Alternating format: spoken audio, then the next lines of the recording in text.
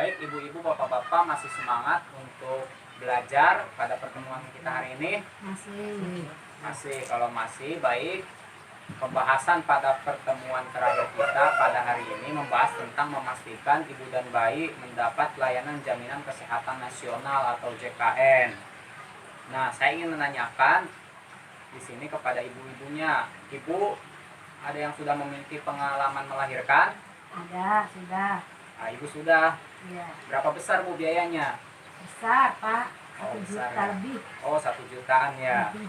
Lumayan cukup besar ya biayanya ibu-ibu. Nah, jadi di sini sebagai penerima bantuan PKH, ibu-ibu juga berhak mendapat jaminan kesehatan nasional atau JKN dengan pemberian berupa kartu KIS, kartu Indonesia Sehat.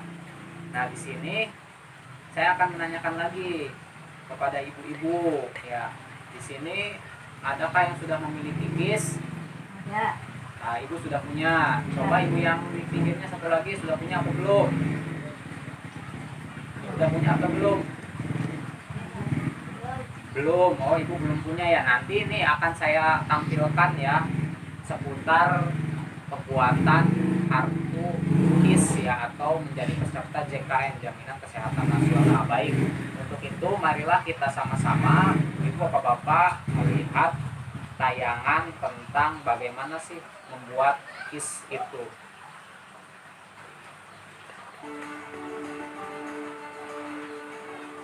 Kita patut bersyukur bahwa mulai 1 Januari 2014 negara kita sudah punya sistem jaminan kesehatan nasional atau JKN. Melalui JKN, pemeliharaan kesehatan kita terjamin. Bila sudah menjadi peserta JKN, kita cukup menunjukkan kartu peserta saat berobat untuk mendapatkan pelayanan kesehatan. Tetapi tentu saja ada prosedur dan batasannya.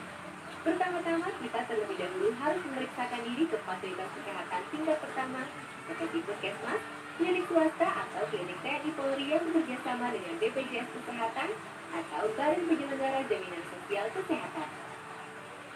Ingat, kita harus memeriksakan diri ke fasilitas kesehatan tingkat pertama terlebih dahulu.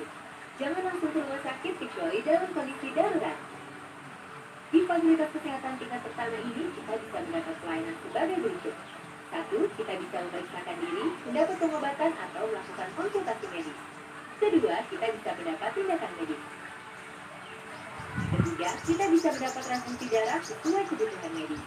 Keempat, kita bisa menjalani rawat inap tingkat pertama sesuai dengan indikasi medis. Kelima, kita bisa mendapat pemeriksaan penunjang diagnostik laboratorium tingkat pertama. Kita akan dirujuk ke rumah sakit yang bekerja sama dengan BPJS Kesehatan apabila kita memerlukan tindakan lebih lanjut. Layanan yang bisa didapat di rumah sakit adalah sebagai berikut. Pertama, kita bisa memeriksakan diri, mendapat pengobatan atau melakukan konsultasi medis dengan dokter spesialis. Kedua, kita bisa mendapat tindakan medis oleh dokter spesialis sesuai dengan indikasi medis. Ketiga, kita bisa pula mendapat rehabilitasi medis serta transfusi darah. Keempat, bagi yang harus rawat inap, kita bisa mendapat pelayanan di ruang non-intensif maupun di ruang intensif. Tentunya ada pelayanan kesehatan yang tidak dijamin JKN, antara lain pelayanan kesehatan tidak sesuai prosedur, pelayanan kesehatan di fasilitas yang tidak bekerja sama dengan BPJS, pelayanan kesehatan di luar negeri, pelayanan kesehatan untuk mendapatkan pertolongan, pelayanan kesehatan untuk tujuan kecantikan, gangguan kesehatan atau penyakit akibat ketergantungan obat dan atau alkohol, pengobatan alternatif. Ingat, beberapa contoh kasus tersebut tidak dijamin JKN. Seluruh rakyat Indonesia wajib ikut program JKN sebagai wujud kepedulian sosial dalam bentuk gotong royong untuk membiayai pemeliharaan kesehatan. Pendaftaran dimulai pada 1 Januari 2014. 5 kelompok berikut ini otomatis menjadi peserta JKN. 1. Anggota TNI dan PNS di lingkungan Kementerian Pertahanan beserta anggota keluarganya. 2. Anggota Polri dan PNS di lingkungan Polri beserta anggota keluarganya. 3. Peserta ASKES yakni semua pegawai negeri sipil di Indonesia beserta anggota keluarganya. 4. Peserta JPK Jamsostek beserta anggota keluarganya. 5. Para penerima bantuan iuran atau PBI. Peserta di luar kelompok tadi yaitu pegawai swasta lainnya, pekerja bukan penerima upah dan bukan pekerja, dapat mendaftarkan diri di kantor BPJS Kesehatan terdekat baik secara perorangan maupun kelompok. Caranya, isi formulir registrasi, BPJS Kesehatan akan memberi Anda nomor virtual account. Lalu lakukanlah pembayaran ke salah satu bank yaitu BNI 46 atau BRI atau Bank Mandiri dengan menggunakan virtual account tersebut.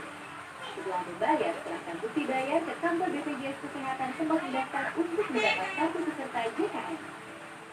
Masyarakat miskin dan tidak mampu yang sudah terdaftar sebagai peserta penerima bantuan iuran atau PBI, iurannya dibayarkan oleh pemerintah. Saat mendaftar ada 3 kategori iuran JKN yang bisa dipilih. Pertama, iuran Rp59.500 per orang per bulan untuk mendapat pelayanan di ruang perawatan rumah sakit kelas 1. Kedua, iuran Rp42.500 per orang per bulan untuk mendapat pelayanan di ruang perawatan rumah sakit kelas 2. Ketiga, iuran Rp25.500 per orang per bulan untuk mendapat pelayanan di ruang perawatan rumah sakit kelas 3. Untuk syarat pendaftaran, 1. Isi formulir pendaftaran yang tersedia di kantor BPJS Kesehatan. 2. Sertakan fotokopi bukti identitas bisa KTP, SIM atau paspor dan kartu keluarga. Ketiga, pas foto berwarna ukuran 3x4 sebanyak 2 lembar.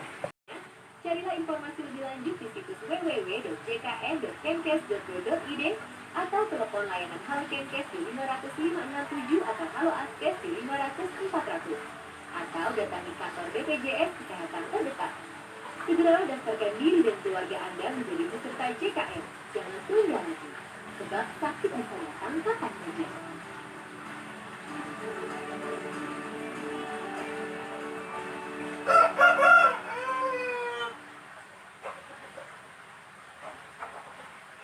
Nah, baik, tadi ibu-ibu, bapak-bapak sudah jelas ya bagaimana proses ataupun alur pembuatan kartu KIS ataupun menjadi peserta JKN. Nah, di sini coba ibu bapak perhatikan di depan gambar ya. Di sini di gambar ini dijelaskan bahwasannya BPJS PBI penerima bantuan iuran adalah program jaminan kesehatan BPJS untuk fakir miskin dan orang tidak mampu. Adapun caranya tadi proses untuk menjadi peserta JKN dan mendapatkan kartu Indonesia Sehat atau kartu KIS, syarat-syaratnya di sini. Adapun dokumen-dokumen yang harus disiapkan, yang pertama itu KK dan KTP seluruh anggota keluarga yang berupa fotokopian. Terus syarat keterangan tidak mampu dari RT dan kelurahan. Terus minta surat pengantar pembuatan kartu BPJS PBI ke puskesmas. Dan yang terakhir, pembuatan kartu KIS ini untuk menjadi peserta JKN tidak memerlukan yang namanya buku rekening. Jadi cuma 3 syarat ini yang perlu diperlukan. Jika sudah syaratnya sudah terpenuhi, datang ke kantor BPJS Kesehatan ya, ibu, bapak-bapak, untuk menyerahkan dokumen-dokumen yang sudah lengkap tadi. Nah, setelah itu menunggu kartu BPJS-nya jadi. Nah, selain itu, ibu, bapak-bapak, baik dari pemilik kartu KIS, jika ibu tadi sudah memiliki kartu KIS ya, otomatis menjadi peserta PBI.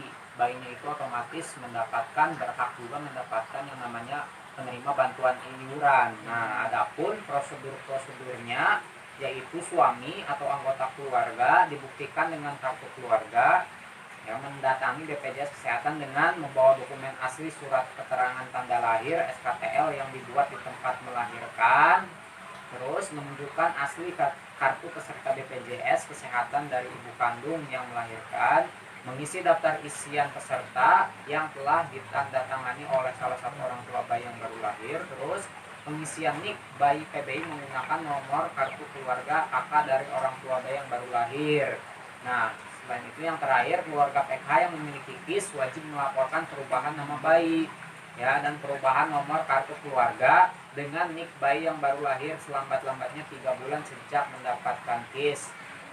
Nah, di sini ibu-ibu ada kan tadi yang belum menjadi peserta JKN ya, Ibu Arin ya. Di sini coba Ibu dengarkan bapak-bapak semuanya, jika ada yang belum punya juga. Syarat untuk menjadi peserta JKN dapat mendaftarkan diri dengan syarat yang pertama yaitu fotokopi kartu keluarga dan KTP seluruh anggota keluarga, terus surat keterangan tidak mampu dari RT, desa atau lurah, terus surat pengantar pembuatan kartu JKN BPJS PBI dari puskesmas. Nah, selain itu Jika persyaratan di atas sudah terpenuhi, yang tadi tuh syarat-syaratnya sudah terpenuhi, ketiga syarat tersebut, bawa dokumen ke kantor BPJS terdekat atau ke kantor dinas sosial dan menyerahkan dokumen tersebut serta mendapat jadwal untuk datang kembali.